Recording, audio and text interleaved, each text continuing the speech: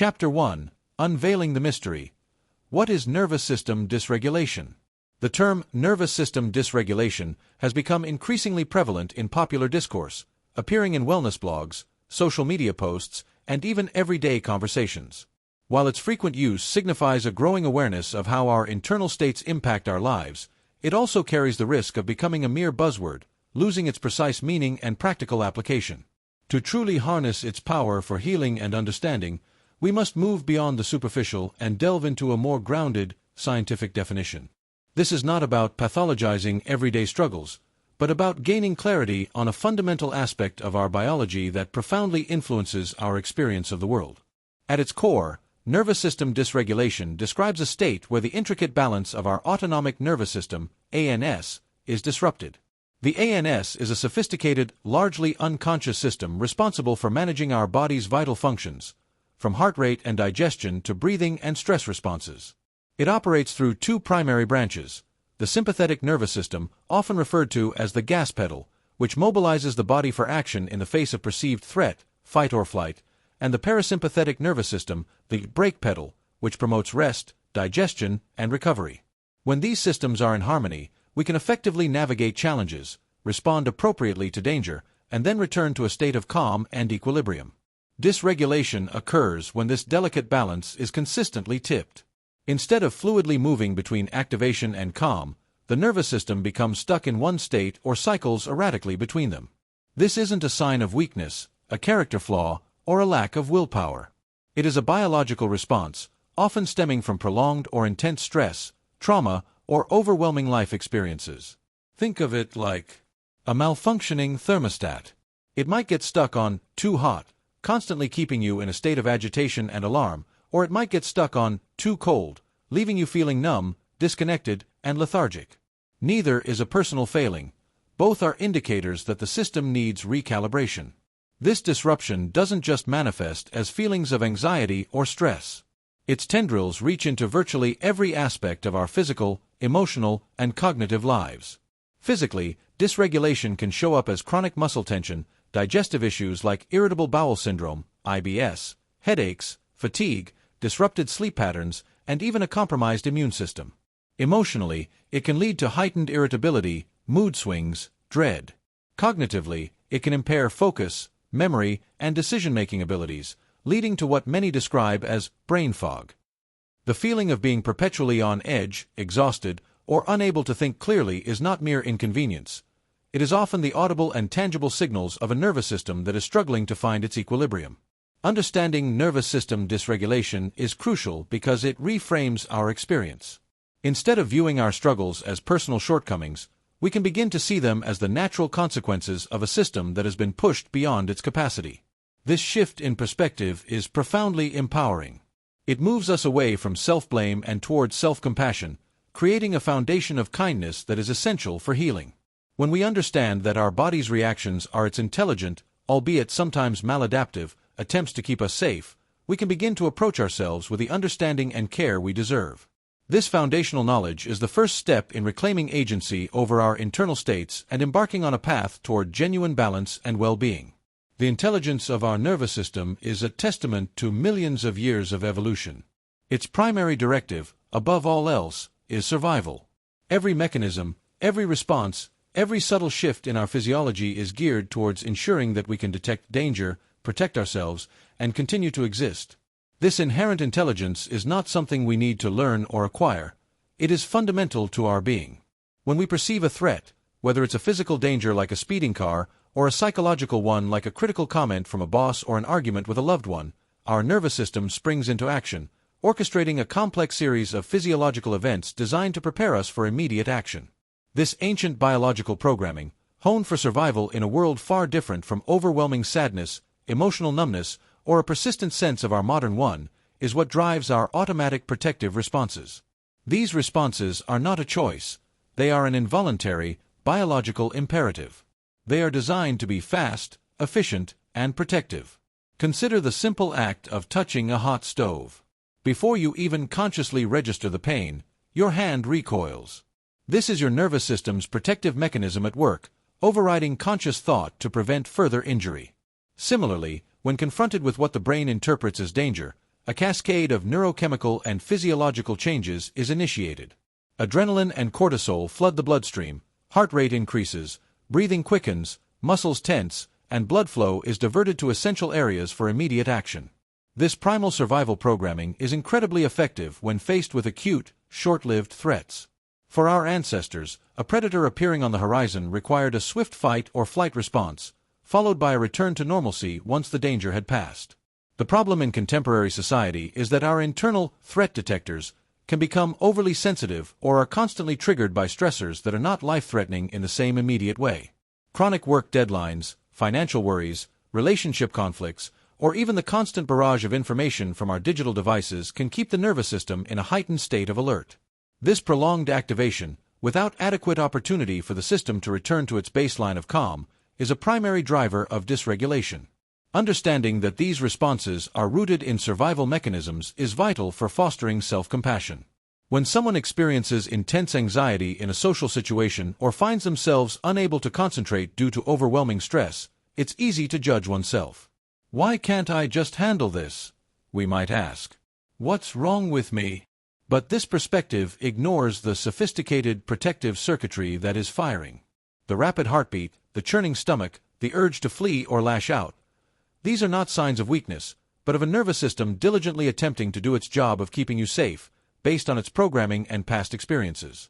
Recognizing this biological basis helps us to approach our own reactions with curiosity and kindness, rather than harsh self-criticism. It allows us to see our nervous system not as an enemy to be controlled, but as an intricate system that, when dysregulated, needs understanding, care, and skillful guidance to return to balance. The survival responses of the nervous system are often categorized into 4 primary modes: fight, flight, freeze, and fawn. These are not distinct behaviors, but rather points on a spectrum of automatic reactions designed to protect us when we perceive danger.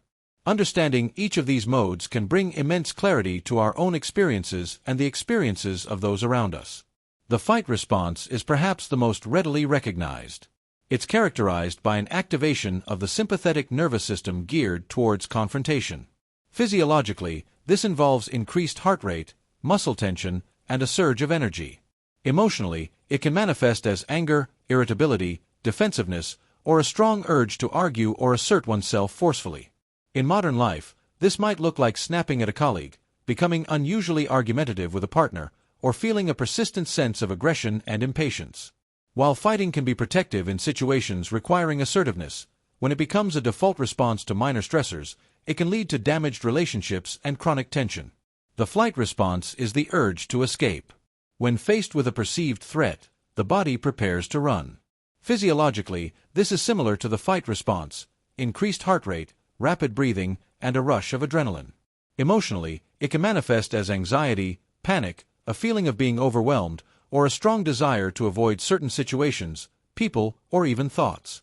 In everyday life, this might look like constantly seeking distractions, avoiding difficult conversations, or feeling an intense urge to leave a social gathering. For some, flight is less about physical escape and more about mental escape, mentally checking out, zoning out, or constantly seeking new experiences to avoid settling into any one thing. The freeze response is often more subtle and can be deeply confusing. When fight or flight are not viable options, or when the threat is perceived as overwhelming and inescapable, the nervous system can initiate a freeze response. This is a state of immobilization, a biological shutdown designed to make us less noticeable or to conserve energy. Physiologically, it can involve a slowing of heart rate, a feeling of being heavy or paralyzed, dissociation, feeling detached from oneself or reality, numbness, or a generalized shutdown. Emotionally, it can manifest as feeling disconnected, apathetic, or unable to react or make decisions. In everyday terms, this can look like zoning out during conversations, feeling mentally blank when asked a question, experiencing difficulty initiating tasks, or a pervasive sense of being stuck or numb. It's crucial to understand that freezing is not laziness, it's an involuntary survival mechanism. The fawn response, closely related to freeze, involves appeasing others in an attempt to avoid conflict or rejection. It's a form of people-pleasing that goes beyond simple politeness. Individuals in a fawn response might excessively agree with others, take on more than they can handle to keep the peace, have difficulty asserting their own needs, or go out of their way to be helpful to the point of self-neglect. This response often stems from early life experiences where appeasement was a necessary survival strategy. In adult life, it can lead to burnout, resentment, and a loss of self-identity, as the person's needs are consistently subordinated to the perceived needs of others. Recognizing these survival modes in ourselves and understanding their automatic nature is a powerful step. It allows us to observe our reactions without judgment and to begin to differentiate between a genuinely protective response and a pattern that has become habitual and is no longer serving us. For instance, feeling a surge of anger, fight, when someone cuts you off in traffic is a normal physiological response to a perceived threat. However, feeling enraged and wanting to retaliate every time a minor inconvenience occurs might indicate a dysregulated system that is chronically on high alert. Similarly, zoning out, freezing, during a work meeting might be a sign of overwhelm, indicating that the demands are exceeding your current capacity rather than a lack of interest. The key is to move from identifying these states to understanding their origins and learning how to guide the nervous system back towards balance. While the survival responses of fight, flight, freeze, and fawn are automatic and essential for protection, they are not the whole story of our nervous system. The human nervous system also possesses an incredible, innate capacity for healing, restoration, and balance. This restorative state is often associated with the ventral vagal complex, a part of the parasympathetic nervous system that promotes social engagement, connection, and calm. When our nervous system is in this state, we feel safe, connected, present, and capable of engaging with the world around us in a regulated, balanced way. This ventral vagal state is characterized by feelings of ease, curiosity, and presence. Our breathing is typically deeper and more regular, our heart rate is steady, and our muscles are more relaxed. We can think clearly, communicate effectively, and feel a sense of connection to ourselves and others. It's the state we naturally inhabit when we feel safe, loved, and supported. This is the nervous system's baseline, its natural tendency when not under threat. It's the state where growth, learning, and genuine well-being can flourish. The remarkable aspect of our nervous system is its inherent drive towards this state of equilibrium. While fight, flight, and freeze are activated in response to perceived danger, the body naturally seeks to return to a state of rest and repair once the threat has subsided. This restorative capacity is not a passive process, it's an active system that seeks balance. Think of it like a spring. When compressed, activated by stress, it has the natural tendency to return to its relaxed state once the pressure is released. The challenge in our modern lives is that the pressure of stress often doesn't fully release, leaving the spring perpetually compressed. Understanding this capacity for restoration is a source of immense hope. It means that even if we have experienced significant trauma or chronic stress, and our nervous system has become dysregulated, we are not permanently broken. The innate drive to return to safety and balance is still present. Our journey, then, becomes one of learning how to support and facilitate this natural process. It involves understanding what signals safety to our nervous system and creating conditions that allow it to shift out of survival modes and into states of rest, connection, and regulation. This is where concepts like nervous system hygiene and polyvagal-informed practices come into play. These approaches are not about fighting against our survival responses, but about working with our nervous system's natural tendencies. By learning to identify the subtle cues that indicate we are moving out of balance, and by implementing gentle, consistent practices that signal safety, we can help our nervous system reclaim its inherent capacity for restoration. This is not about forcing ourselves to be calm, but about creating the internal and external conditions that allow calm to emerge naturally. The ventral vagal state is not a luxury. It is a biological necessity for optimal health and well-being, and our nervous system is brilliantly equipped to access it when given the right support. In our culture, there's a pervasive narrative that encourages us to push through discomfort, to power on despite feeling overwhelmed, and to simply get over difficult emotions. This just do it mentality is deeply ingrained, particularly in high-achieving environments. However, when it comes to a dysregulated nervous system, this approach is not only ineffective but can be actively detrimental. It's a fundamental misunderstanding of how our biology operates under stress. The idea of pushing through often implies an act of will or mental fortitude. It suggests that if we just try hard enough, we can override unpleasant feelings or push past limitations. While willpower has its place, it is largely ineffective when the nervous system is operating in a survival state. In fight, flight, or freeze, the rational executive functions of the brain, like the prefrontal cortex responsible for decision-making and impulse control, are often sidelined as the more primitive parts of the brain take over to manage perceived threats. Trying to push through a panic attack, for instance, is like trying to reason with a smoke alarm that's blaring uncontrollably. It doesn't understand logic, it's simply reacting to perceived danger. When we push through, we often bypass the body's signals. Aches, fatigue, anxiety, brain fog. These are all messages from the nervous system indicating that something is amiss, that it needs attention, rest, or a change in environment. By ignoring these signals and forcing ourselves to continue at the same pace, we essentially tell our nervous system that its warnings are unimportant. This can lead to a dangerous cycle. The initial stressor remains, the body's signals are ignored, leading to deeper dysregulation, which then manifests in more intense symptoms. Over time, this can contribute to chronic conditions like burnout, anxiety disorders, depression, and various physical ailments. Consider the common misconception that feeling tired means you need to push through and get more done. For a dysregulated nervous system, this fatigue might not be simple tiredness. It could be a sign of deep depletion, a signal that the system has been in overdrive for too long and is desperately signaling for rest. Pushing through in this state is like trying to drive a car on an empty fuel tank. You might gain a few more yards, but you'll eventually break down. Another pervasive myth is that strong emotions, particularly negative ones like anxiety or sadness, are something to be eradicated. We are often taught to suppress them, distract ourselves from them, or find quick fixes to make them disappear. However, emotions are vital signals. They provide information about our internal state and our environment. Trying to eliminate them is like trying to remove the warning lights from a car's dashboard. It doesn't fix the underlying problem. For a dysregulated nervous system, these emotions are often amplified because the system is more sensitive to perceived threats. Instead of fighting them, we need to learn to acknowledge them, understand what they are signaling, and provide the nervous system with the resources it needs to regulate. Understanding that these responses are biological and not character flaws is key. Nervous system dysregulation is not a sign of personal failing. It is a testament to the body's intricate coping mechanisms under duress. By recognizing this, we can begin to dismantle the harmful narrative of pushing through and instead embrace a more compassionate, body-informed approach to healing and well-being. This involves listening to our bodies, honoring their signals, and understanding that true strength often lies in recognizing our limits and responding with self-care and regulation, not just sheer force of will. The intricate tapestry of our existence is woven with threads of survival, a testament to the profound evolutionary journey that has shaped every living organism.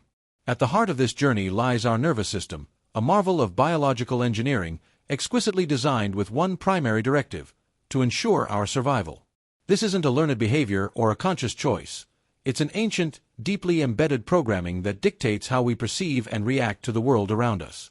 Every flicker of an eyelid, every subtle shift in posture, every racing heartbeat is orchestrated by this sophisticated system, all in service of keeping us safe and allowing our species to endure. From the moment of our conception, our nervous system begins its tireless work. It is the conductor of our internal orchestra, coordinating the symphony of bodily functions that sustain us, from the rhythmic beat of our heart to the quiet hum of digestion. But its most critical role emerges when faced with the unpredictable currents of life, particularly when potential danger lurks. In these moments, the nervous system transforms into a vigilant guardian, its primary focus shifting to threat detection and rapid response. This ancient circuitry, honed over millennia in environments far more perilous than our own, is the bedrock of our protective mechanisms. Understanding this fundamental truth is not merely an academic pursuit. It is a gateway to profound self-compassion and a crucial step in unraveling the complexities of nervous system dysregulation. When we recognize that our often uncomfortable reactions are not signs of personal failing but rather the sophisticated, albeit sometimes outdated, tools of survival, we can begin to approach ourselves with the kindness and understanding that healing requires. The evolutionary narrative of survival has etched deep patterns into our nervous system, creating a repertoire of automatic responses designed to safeguard us from harm. These are not intellectual choices but primal, instinctual reactions that have been passed down through generations, a biological inheritance that has allowed life to persist against formidable odds. Imagine our early ancestors, navigating a world teeming with immediate physical dangers, predators lurking in the shadows, harsh environmental conditions, and scarce resources. Their survival depended on an immediate, potent reaction to any perceived threat. The nervous system evolved to provide just that, a rapid, decisive, and all-encompassing mobilization of the body's resources to either confront danger, escape it, or, in certain inescapable scenarios, to become as inconspicuous as possible. This remarkable biological blueprint for survival is still very much active within us today. While the specific threats may have changed, a critical email from a boss might trigger a similar physiological cascade as a saber-toothed tiger did for our forebears. The underlying protective mechanisms remain remarkably consistent. The nervous system, in its wisdom, doesn't always differentiate between an immediate life-or-death situation and a chronic, psychological stressor.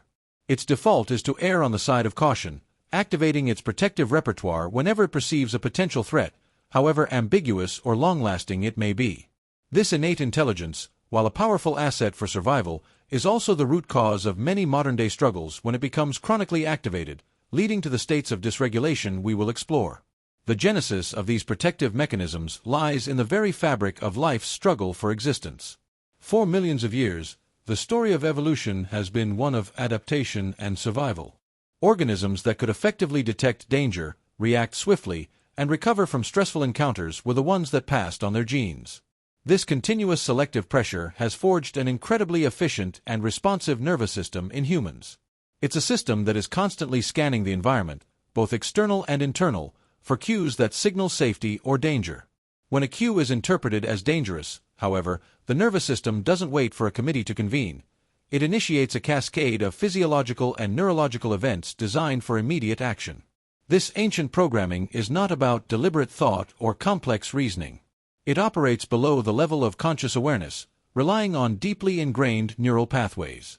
Consider the simple reflex of pulling your hand away from a burning stove. This happens instantaneously, before your brain has even fully processed the sensation of pain or the logical conclusion that the object is hot. This is a prime example of the nervous system's protective design in action. It prioritizes immediate safety above all else. Similarly, when faced with what the brain categorizes as a threat, the body mobilizes. Hormones like adrenaline and cortisol are released, heart rate and respiration quicken, muscles tense, and blood flow is redirected to the limbs, preparing for immediate physical action. This is the nervous system's intelligent design at its most fundamental level, ensuring that when danger arises, the body is primed to respond with maximum efficiency. This deeply ingrained survival blueprint is the foundation upon which our understanding of nervous system dysregulation must be built. It's crucial to recognize that these automatic responses, while they can manifest in ways that cause distress in our modern lives, are not flaws. They are brilliant, albeit sometimes miscalibrated, survival strategies.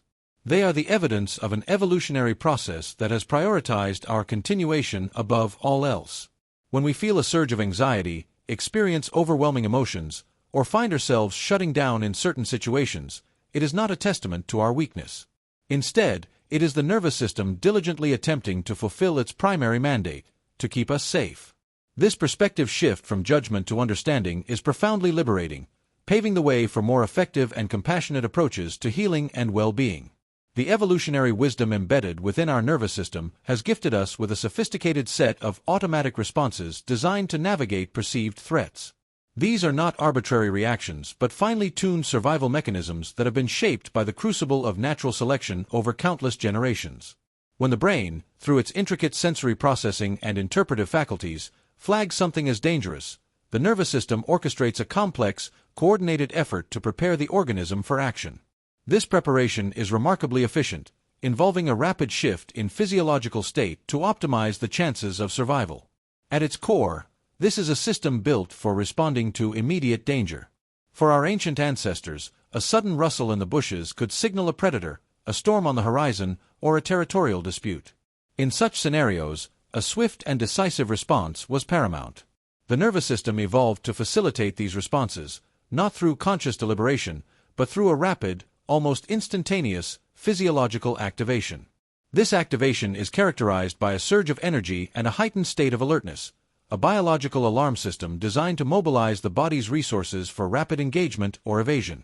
The goal is always to ensure that the individual can either confront the threat head-on, escape to safety, or, if neither option is viable, to minimize their presence and hope for the best. This biological imperative to survive is so deeply ingrained that it often operates outside of our conscious control. The speed at which these responses are initiated is a testament to their evolutionary significance. They are designed to bypass the slower, more deliberate processes of the rational brain, prioritizing the immediate survival of the organism. Think of the instinctive flinch you experience when something unexpected is thrown your way. This reaction occurs faster than you can consciously process the object or its potential danger.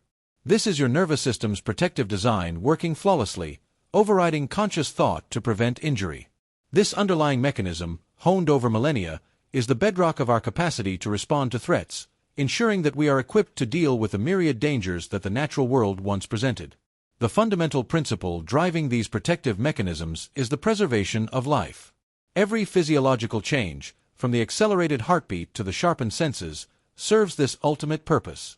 The nervous system, in its vast complexity, is constantly engaged in a sophisticated risk assessment, evaluating environmental cues and internal states to determine the level of perceived threat. When the assessment leans towards danger, the system initiates a specific set of responses aimed at maximizing the chances of survival. This is not a matter of choice or willpower. It is a biological mandate, a deeply embedded instinct that has ensured the continuity of our species. Understanding this core function of the nervous system allows us to reframe our experiences, moving away from self-criticism and towards a more compassionate understanding of our own internal workings. The evolutionary journey has endowed us with an astonishingly capable nervous system, intricately designed to prioritize our survival above all else. This inherent intelligence is not something we acquire. It is a fundamental aspect of our biological inheritance. Every biological process, every neural pathway, is, at its root, geared towards ensuring that we can detect danger, protect ourselves, and continue to exist. When the brain perceives a threat, whether it's a tangible physical danger or a more abstract psychological stressor, a complex and rapid cascade of physiological events is set in motion. This is the nervous system's protective mechanism kicking into gear, a sophisticated biological response honed over millions of years. This ancient programming is what drives our automatic protective responses, often referred to as survival modes. These are not voluntary actions. They are involuntary, biological imperatives designed to be swift and effective. Consider the basic act of touching a hot surface. Before you can even consciously register the sensation of pain, your hand recoils. This is your nervous system's built-in safety feature at work, overriding conscious thought to prevent further harm. In a similar vein, when confronted with what the brain interprets as a threat, the body mobilizes. Neurochemicals such as adrenaline and cortisol flood the bloodstream, heart rate increases, breathing becomes shallow and rapid, muscles tense, and blood flow is preferentially diverted to the major muscle groups needed for immediate action. This intricate choreography of physiological changes is the nervous system's intelligent design in action, preparing the organism to confront or escape danger. The power and efficiency of these survival responses are undeniable when faced with acute, short-lived threats. For our ancestors, an encounter with a predator necessitated a swift fight or flight response, followed by a return to a state of calm once the danger had passed. The challenge in the modern world is that our internal threat detection systems can become hypersensitive or are persistently triggered by stressors that, while not immediately life-threatening, can mimic the physiological impact of such dangers. Chronic work pressure, financial anxieties, interpersonal conflicts, or even the constant influx of information from our digital devices can keep the nervous system in a sustained state of alert. This prolonged activation, without sufficient opportunities for the system to return to its natural state of equilibrium, is a primary driver of nervous system dysregulation. Recognizing that these deeply ingrained responses stem from survival mechanisms is a cornerstone of fostering self-compassion. It is easy to fall into self-judgment when experiencing intense anxiety in a social situation or struggling to focus amidst overwhelming stress. Why can't I just handle this? We might wonder, or, what is wrong with me? This line of thinking, however, fails to acknowledge the sophisticated protective circuitry that is actively engaged. The rapid heartbeat, the churning stomach, the overwhelming urge to flee or lash out. These are not indicators of personal weakness. They are signals that the nervous system is diligently attempting to perform its primary function, to keep you safe, based on its programming and accumulated life experiences. Understanding this biological basis allows us to approach our own reactions with curiosity and kindness, rather than harsh self-criticism. It encourages us to view our nervous system not as an adversary to be controlled, but as a complex and intelligent system that, when it becomes dysregulated, requires understanding, care, and skillful guidance to return to balance. This appreciation for its inherent intelligence is the first step in transforming our relationship with our own internal experiences. When our nervous system perceives a threat, it doesn't consult a manual or weigh pros and cons. Instead, it taps into an ancient, pre-programmed library of survival responses. These are not conscious decisions but automatic, instinctual reactions that have been honed over millennia to maximize our chances of surviving dangerous situations. Think of these as the nervous system's go-to strategies, deployed in microseconds when danger is detected. While they are incredibly effective in acute, life-threatening scenarios, their activation in our modern, often psychologically charged environments can lead to confusion and distress. These primary survival modes can be broadly categorized into 4 distinct, yet often overlapping, responses: fight, flight, freeze, and fawn. The fight response is perhaps the most outwardly recognizable. It's the instinct to confront and neutralize a perceived threat. Physiologically, this manifests as a surge of adrenaline and noradrenaline, preparing the body for physical confrontation. Our heart rate accelerates, blood pressure rises, muscles tense, and we might feel a jolt of energy, a heightened sense of alertness, and an urge to lash out. Our senses sharpen, focusing intensely on the perceived threat. Psychologically, this can translate into feelings of anger, irritability, aggression, or a strong desire to argue, defend oneself, or attack. In everyday life, this might look like an individual who becomes unusually irritable and snappy when feeling stressed or cornered, perhaps snapping at a colleague over a minor issue or becoming defensive when receiving constructive criticism. It can also manifest as a tendency to argue or become confrontational in situations where others might simply disengage. The fight response is about asserting dominance, pushing back against the perceived danger, and attempting to control or eliminate the threat. It's the primal instinct to stand one's ground when cornered. Closely related to fight, and often considered 2 sides of the same coin of active defense, is the flight response. This is the instinct to escape from danger. When the nervous system signals that a threat is insurmountable or that escape is the most viable option, the body prepares for rapid movement. Again, adrenaline and noradrenaline are released, but this time, the energy is channeled towards propulsion. We feel an increased heart rate, rapid breathing, and a powerful urge to run, hide, or get away. Muscles are primed for action, and our attention may narrow, focusing on potential escape routes. Psychologically, this can manifest as anxiety, panic, a feeling of being overwhelmed, and an intense desire to leave a situation. In daily life, this might appear as a strong urge to avoid social gatherings if they feel overwhelming or triggering, or an immediate desire to flee a conversation that feels uncomfortable or confrontational. It could also be the feeling of restless energy and a need to constantly be on the move, perhaps as a way to outrun internal discomfort. The flight response is about putting physical distance between oneself and the perceived danger, seeking safety in retreat. Then there is the freeze response, which is often less understood but equally pervasive. When fight or flight are not perceived as viable options, or when the threat is overwhelming, the nervous system can trigger a state of immobility. This is not a conscious choice to become still. It's an involuntary shutdown designed to make the organism less noticeable, to conserve energy, or to allow the brain to process an overwhelming amount of information. Physiologically, this can involve a slowing of the heart rate and breathing, a drop in blood pressure, and a sense of feeling numb or disconnected from one's body. The muscles might feel heavy or weak. The senses can become dulled, leading to a feeling of being detached from reality. Psychologically, this manifests as dissociation, a feeling of being out of body, zoning out, feeling stunned, or experiencing a sense of paralysis. In everyday life, a freeze response might look like someone becoming unresponsive or shutting down during a stressful conversation, being unable to articulate their thoughts or feelings, or experiencing a sudden inability to move or act when faced with a challenge.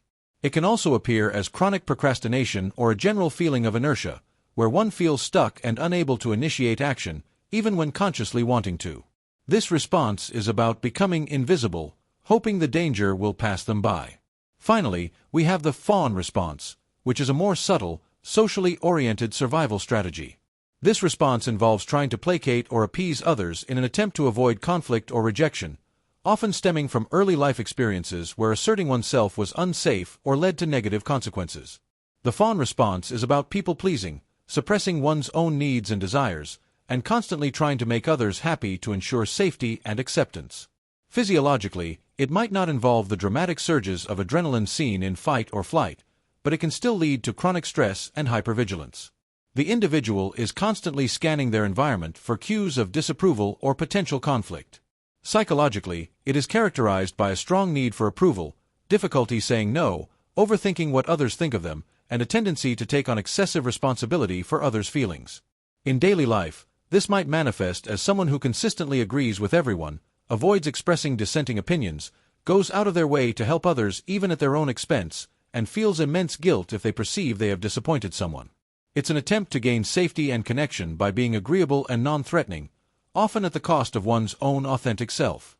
This is the strategy of trying to de-escalate potential conflict by becoming excessively compliant and helpful. It is crucial to understand that these responses are not chosen behaviors. They are automatic, survival-oriented reactions initiated by the autonomic nervous system. The nervous system assesses a situation as dangerous and triggers the most appropriate, albeit often unconscious, strategy for survival. While highly adaptive in ancient times, these same responses, when activated by chronic stressors in modern life, such as work deadlines, relationship issues, financial worries, or even the constant barrage of information from social media, can lead to significant distress and what we refer to as nervous system dysregulation. For instance, a pattern of being overly accommodating and people-pleasing, fawn response, due to past experiences of invalidation might lead to burnout and resentment, even when the current situation doesn't pose a genuine threat. Similarly, a pervasive sense of irritability and readiness to argue, fight response, can strain relationships and create a constant state of internal tension. The urge to escape, flight, might lead to avoidance of opportunities for growth and connection, while a chronic freeze state can lead to a feeling of being stuck in life, unable to move forward. Recognizing these survival modes within ourselves is the first step towards understanding how our nervous system is attempting to protect us, and consequently, how it might be contributing to our current struggles when chronically activated.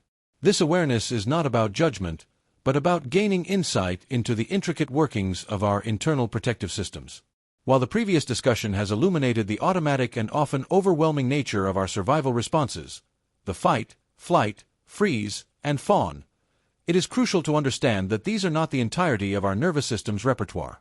These survival strategies, while essential for navigating immediate danger, represent a state of high alert and a departure from our natural equilibrium. However, beneath this protective overlay lies an equally potent, innate capacity for restoration, for a return to balance, and for genuine well-being. This inherent drive towards healing and equilibrium is often associated with what is known as the ventral vagal state, a cornerstone of our social engagement system. The ventral vagal state is a biological marvel, a testament to the nervous system's sophisticated design. It is characterized by a sense of calm, safety, and connection. When our nervous system is anchored in this state, we experience a feeling of being present, grounded, and at ease. Our physiological systems operate optimally. Heart rate is steady, breathing is deep and rhythmic, digestion functions smoothly, and our immune system is robust.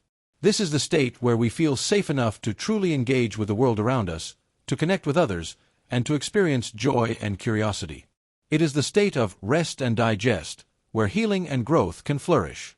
Unlike the urgent, survival-driven activation of fight or flight, or the shutdown of freeze, the ventral vagal state is characterized by a gentle, fluid responsiveness.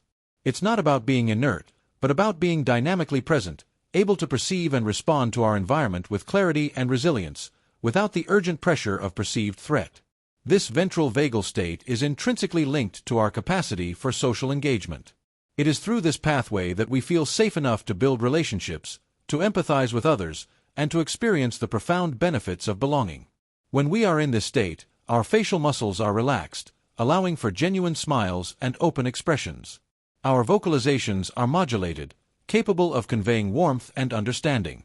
Our hearing becomes attuned to the nuances of human communication, picking up on subtle cues of emotion and intention. This is the biological foundation for trust, for intimacy, and for the feeling of being truly seen and heard. It is in this space of social engagement that much of our psychological and emotional healing can occur. The ability to connect with another human being, to feel understood and supported, is one of the most powerful restorative forces available to us.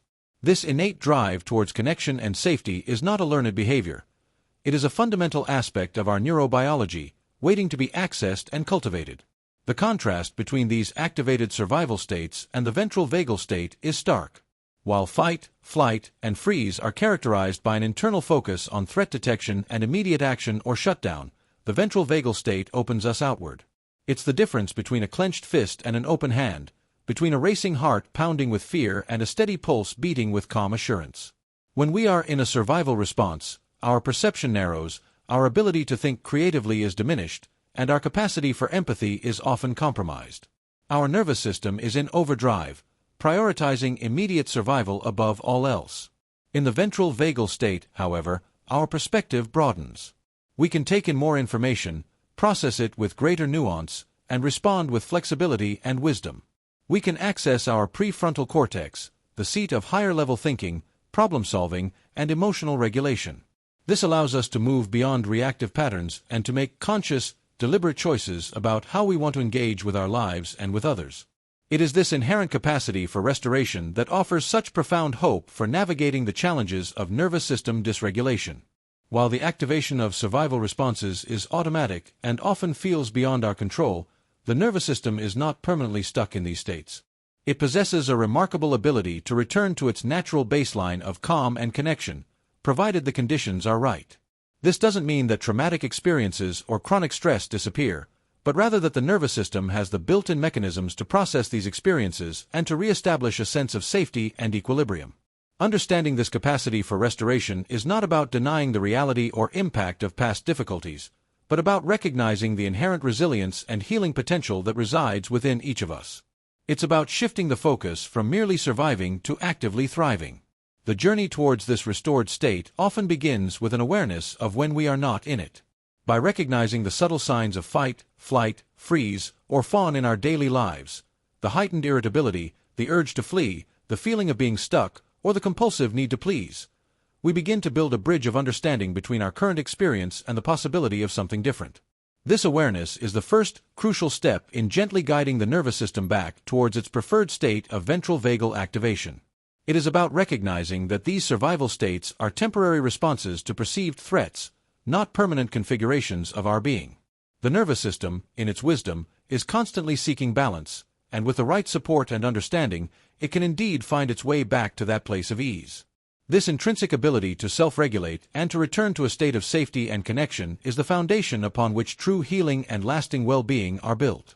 It is the promise that even after periods of intense activation, the nervous system yearns for, and can ultimately return to, a state of harmonious balance. The prevailing narrative in our culture often champions resilience through sheer willpower. We are bombarded with messages that encourage us to push through challenges, to soldier on despite discomfort, and to grit our teeth and bear it when faced with adversity. This ethos, while perhaps well-intentioned and rooted in a desire to foster strength, can be profoundly detrimental when applied to the realm of nervous system dysregulation.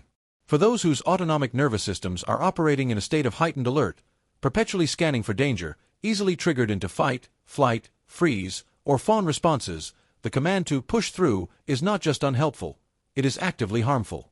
It is akin to telling someone with a broken leg to simply run a marathon. The biological reality of their situation is being ignored, and the demand placed upon them is impossible to meet without causing further injury. This push-through mentality is deeply embedded in our societal fabric, influencing how we perceive and react to emotional distress, anxiety, and stress. We are taught from a young age that tears are a sign of weakness, that admitting fear is a failing, and that overwhelming emotions are something to be suppressed or overcome through sheer force of will. This learned behavior, often reinforced by well-meaning but misinformed advice from parents, teachers, and peers, leads to a significant misconception that these visceral, biological responses are character flaws or personal shortcomings. If we are anxious, the cultural script suggests, we are not brave enough. If we are overwhelmed, we are not strong enough. If we struggle to cope, we are inherently deficient. These are dangerous narratives that can foster deep-seated shame and self-criticism, further exacerbating the very distress they aim to address. When a nervous system is dysregulated, it means that the intricate biological mechanisms designed to keep us safe and balanced are functioning erratically. This is not a choice, it is a physiological state. Imagine a smoke detector that is hypersensitive, going off at the slightest whiff of burnt toast, or even just steam from a shower. It is not being disobedient or weak, Its internal wiring is simply set to a level of extreme sensitivity. Similarly, a dysregulated nervous system is often wired for hypervigilance, perceiving threats where none exist or overreacting to minor stressors. In such a state, the sympathetic nervous system, the system responsible for the fight-or-flight response, is frequently activated. This leads to a cascade of physiological changes: increased heart rate, rapid shallow breathing, muscle tension, and a surge of adrenaline. The brain's focus narrows, prioritizing immediate survival over complex thought or emotional processing. In this context, the instruction to push through essentially means to ignore these powerful biological signals. It means to attempt to override the body's urgent communication system. If you are in a state of fight or flight, your body is screaming, "Danger! Run! Fight! Defend yourself!"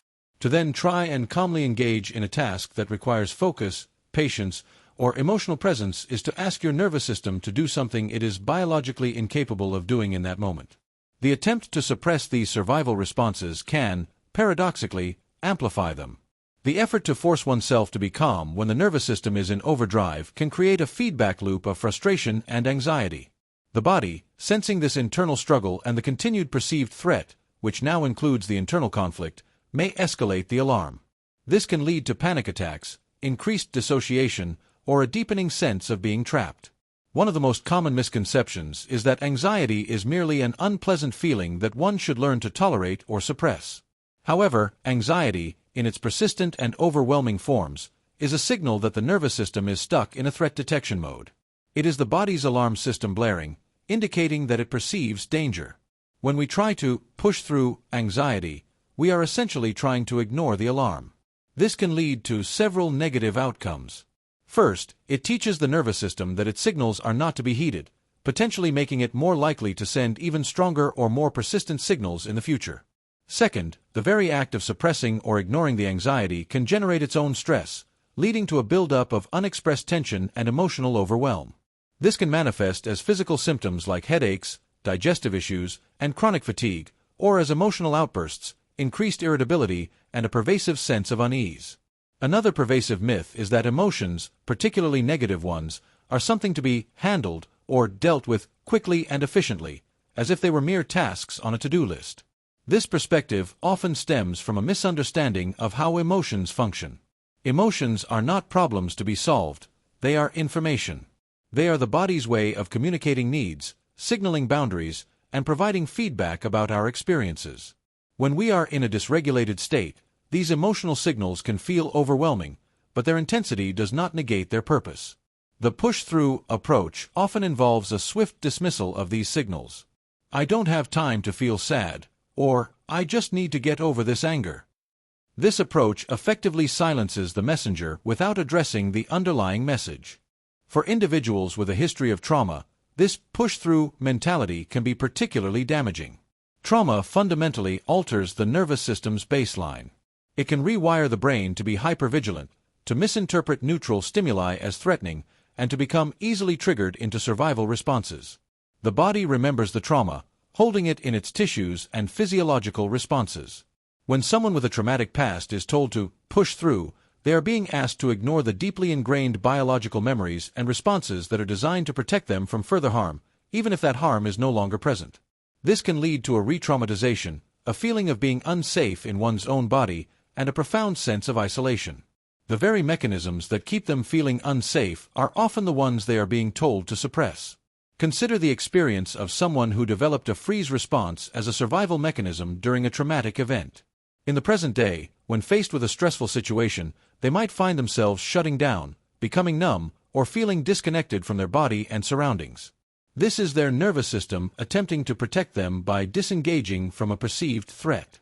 If they are then told to push through this freeze, to snap out of it, or just be present, they are being asked to defy their deepest survival instincts. This attempt can lead to immense self-blame and a feeling of being fundamentally broken. It reinforces the belief that they are incapable of handling life's demands, when in reality, their nervous system is doing what it was designed to do to keep them safe. The push-through myth also obscures the crucial role of rest and recovery in nervous system regulation. The sympathetic nervous system, when activated for fight or flight, requires significant energy. After such activation, the body needs a period of rest and digest, the domain of the parasympathetic nervous system, specifically the ventral vagal pathway, to restore balance, repair tissues, and replenish energy stores. When we constantly push through without allowing for this recovery, we remain in a state of chronic activation. This is akin to a car engine running at full throttle for extended periods without ever cooling down. Eventually, components will fail, and the system will break down. This chronic stress can lead to burnout, increased susceptibility to illness, and a persistent feeling of exhaustion, even if one is outwardly productive.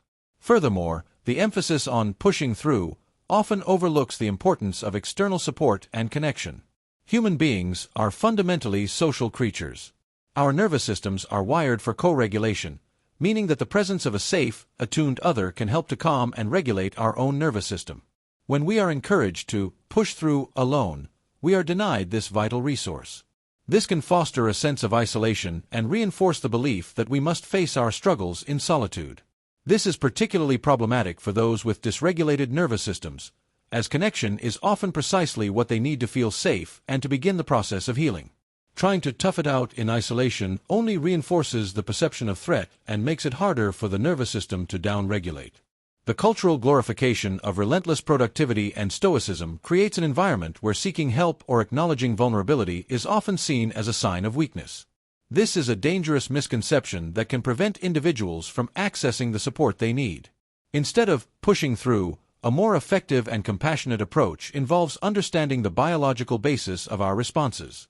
It involves recognizing that anxiety, overwhelm, and shutdown are not personal failings but rather signals from a nervous system that is doing its best to navigate perceived threats. This understanding allows us to shift from self-criticism to self-compassion, and from forceful suppression to skillful regulation. Deconstructing the push-through myth is not about advocating for passivity or inaction. It is about advocating for intelligent, informed action. It means learning to listen to our bodies, to understand our nervous system signals, and to respond with strategies that promote healing and balance, rather than exacerbate distress. This might involve learning to down-regulate the sympathetic nervous system, to activate the parasympathetic nervous system, and to build resilience by creating safety within the body and in our environment.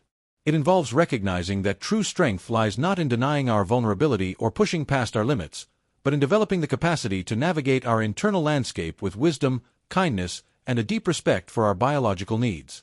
The relentless pressure to push through can lead to a profound disconnect from oneself. When we consistently override our body signals, we lose touch with our own internal wisdom. We stop noticing the subtle cues of fatigue, overwhelm, or distress that our bodies provide. This disconnection can have long-term consequences, leading to chronic health issues, emotional numbness, and a diminished capacity for joy and authentic connection. The push-through mentality, in its essence, is a form of self-betrayal, a refusal to honor our own organic needs and biological imperatives. Instead of pushing through, we can cultivate a practice of honoring through. This means acknowledging what is happening within us without judgment, understanding that our responses are adaptive, and then choosing actions that support our nervous system's return to balance. If we are feeling anxious, honoring through might mean pausing, taking a few deep breaths, perhaps engaging in a gentle movement, or reaching out to a trusted friend. It means creating space for the feeling to be present without letting it dictate our every action. If we are feeling overwhelmed, honoring through might involve simplifying our commitments, setting boundaries, or taking a deliberate break. It is about responding to our internal states with care and wisdom rather than with force. The impact of this push-through culture extends beyond individual well-being. It shapes our collective understanding of mental health. It contributes to the stigma surrounding mental health challenges, framing them as matters of personal failing rather than as legitimate biological and psychological conditions that require understanding and skilled intervention.